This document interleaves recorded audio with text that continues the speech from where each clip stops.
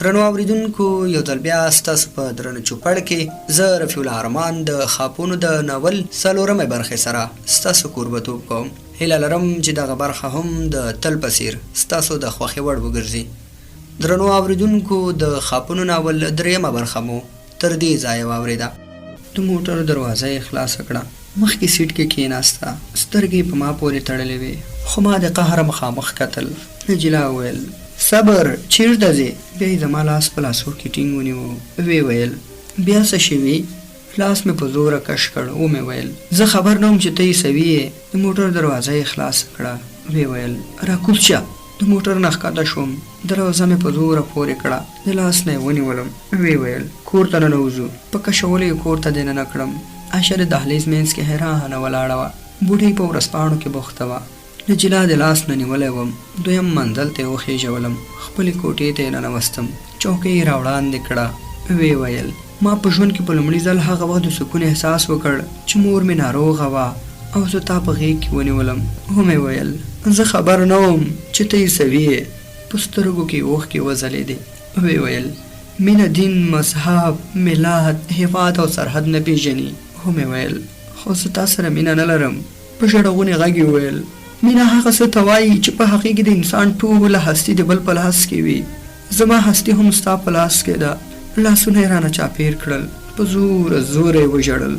زه تا سره مینه لرم. له ځان نه مې لرې کړه، په څوکۍ کې مې کښېنوله. له ځان نه مې لرې کړه، په څوکۍ کې مې کښېنوله. ما ته مې دین اجازه نه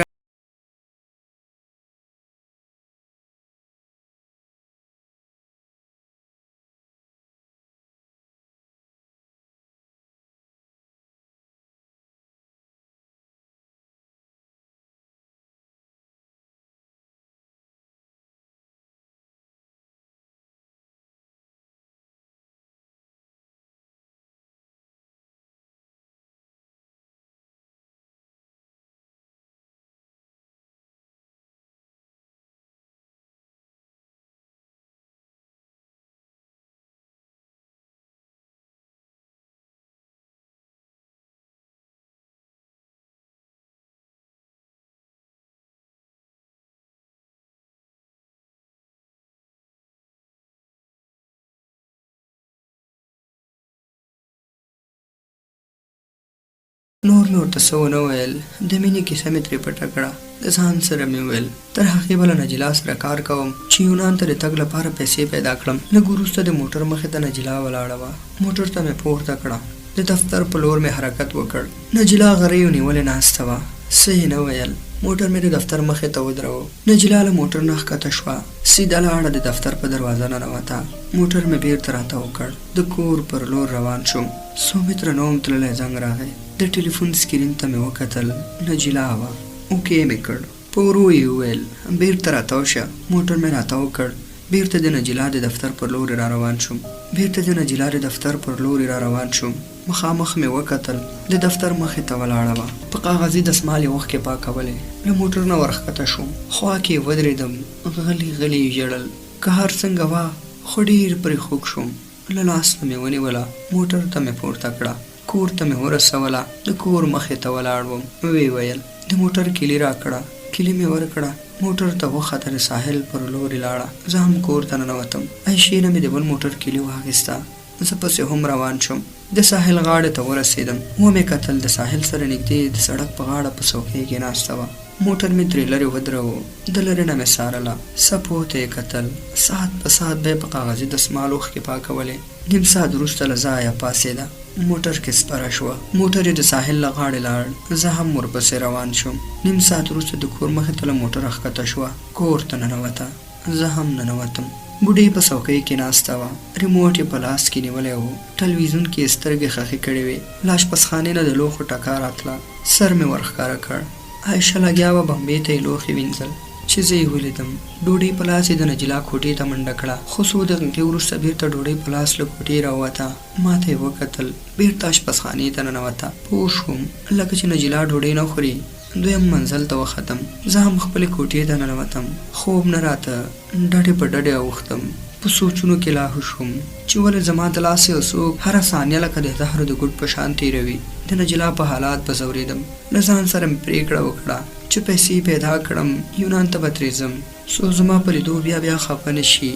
خو دا کار مې ژر نشو کولی ځکه چې د یونان د تګ پیسې را سره کمې وې او د کمپنۍ کار مې هم پرېښی و. په سوچونو کې ډوب وم چې د خوب ټالۍ مې ووهله.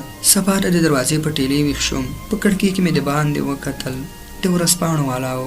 عایشه ور ووته، څو دانې ترې واخیستلې. ما هم ځان برابر کړ، موټر ته ووتم چې چالان یې کړم.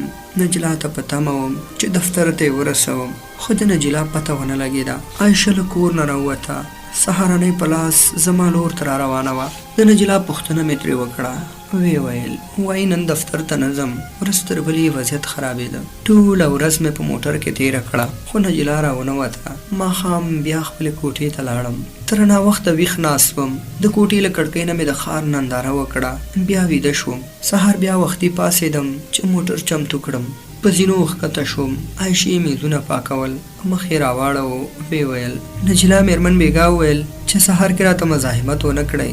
بېرته په زینو وختم، خپلې کوټې ته لاړم. فرید ته مې زنګ ووهه چې یو څه پیسې راته پیدا کړي چې زه یونان ته لاړ شم، تر څو له دې حالاته خلاص شم. خو فرید سره هم پیسې نه وې. د لمر وړانګې په ګرمېدو وې. د کور مخې ته د موټر غرار شو. په کړکۍ کې مې وکتل، یوه ښځه او یو سړی د دوه ماشومانو سره له موټر نه راښکته شول. له کوټې نه ووتم، په زینو ښکته شوم، بهر ور ووتم. نجلا په دروازه کې ولاړه وه. بوډۍ مور یې عایشې په بایسکل کې د دروازې په طرف روانه کړې وه. بوډۍ خوشحاله ښکارېده. عایشې نه مې پوښتنه وکړه دا څوک دی چې نجلا او مور یې ورته دومره خوشحاله دي. عایشې وویل دا د نجلا ورور او ورنداره ده، په انقره کې اوسېږي. کله چې د ماشومانو رخصتي شي بیا د نجلا او مور لیدو ته راځي. شیبه وروسته نجلا د سړي له غاړې لاسونه تاو کړل. سړي نجلا په دواړو مخه ښکل کړه. بوډۍ ښځې دواړه ماشومان په سینې پورې کلک نیولي وو. له ستړي مشي وروسته ټول کور ته ننوتل. عایشې ژر ژر څوکۍ منظمې کړې. بوډۍ ډېره خوشحاله ښکارېده. د خپل زوی په څنګ کې کېناسته. زوی یې ساعت په ساعت دواړه لاسونه ښکلول. بوډۍ وویل الکسا زویا ډېر درپسې خفه شوې وم. نجلا او ورنداره یې څنګ په څنګ ناستې وې. دواړو ماشومانو په زینه کې په توپ لوبې کولې. د نجلا ورور چې غټه قواره یې وه په تورو بریتو یې ګوتې کش کړې. ما ته یې وکتل. بیا یې نجلا ته وویل دا ځوان څوک دی؟ نجلا غلې شوه. عایشې ژر وویل اجمل د مېرمن نجلا ډریور. نجلا شونډې بوټې کړې، سوړه سویله یې وکړ. ما ته یې وکتل. بیا یې هغوی ته اشاره وکړه. ویې ویل دا مې ورور الکس او دا مې ورنداره ده. هغوی په خپلو کې خبرې کولې. زه بهر ووتم. د کوڅې په څنګ کې د خښتو په دیوال کې ناستم. د شپېلۍ غږ راتلو. مخامخ مې وکتل. د کوڅې په بر سر کې یو ځوان دیوال ته ډډه وهلې وه. په شپېلۍ یې سر ور ټیټ کړ. څو شېبې ورته غوږ وم. د خپل وطن په خړو کوڅو کې وګرځولم. خپل کلیوال نصیر یې رایاد کړ. هره غرمه به د سیند په غاړه ناست و. شپېلۍ به یې وهله. لږ وړاندې یو څو زلمیان والیبال کوو. د څو نفرو خبرو مې پام بدل کړ. شاته مې وکتل. نجلا د خپل میلمه ورور او ورېرونو سره له کوره راووته. په منډه ورغلم. د موټر دروازه مې ورته خلاصه کړه. موټر کې سپاره شول. مخامخ کوڅه یې ونیوله. عایشې وویل ورور او کورنۍ ته چکر ورکوې؟ کور ته ننوتم. څو شېبې په دهلیز کې ټلویزیون ته کېناستم. خو زړه مې تنګ شو. خپلې کوټې ته لاړم. د کړکۍ په خوا کې لمر ته پرېوتم. یوه سترګه خوب مې وکړ چې پاڅېدم. ماښام نږدې و. دهلیز ته ووتم. عایشې په یخچال کې خواړه لټول. د ټیلې غږ شو. پام مې وکړ. نجلا او الکس د دروازې شاته ولاړو. ماشومانو پسې وروسته رامنډې وهلې. عایشې ورته ډوډۍ تیاره کړه. ټول ورته یو ځای کېناستل. زما زړه ته نه کېده. بېرته خپلې کوټې ته لاړم. تر ناوخته د دهلیز نه د خندا غږونه راتلل. ما ته هم خوب نه راته ځکه چې د ورځې مې خوب کړی و. تر ناوخته ویښ وم. د ماښام خړه په خورېدو وه چې سترګې مې په خوب ورغلې.